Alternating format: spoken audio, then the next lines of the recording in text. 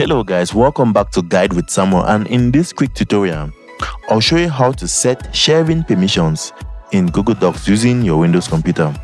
First, open docs.google.com and load the document you want to share. Next, click the share button in the top right corner to open the sharing dialog. Then, to add specific people, type their email addresses into add people and groups, and from the permissions drop down, choose viewer, commenter or editor depending on what level of access you want them to have. After that, if you prefer anyone with the link to access the file, click change to anyone with the link. Pick the access level, viewer, commenter or editor, and copy the link to share.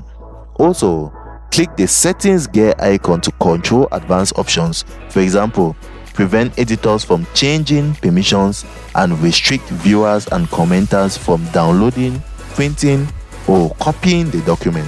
Finally, to change or revoke access later, reopen share, click the name or link you previously set, choose a different role or select remove to revoke access completely. Note, some features like setting an expiration date for a collaborator may only be available on certain accounts. If you found this helpful, don't forget to like and subscribe to Guide with Samuel for more helpful tutorials. Thanks for watching.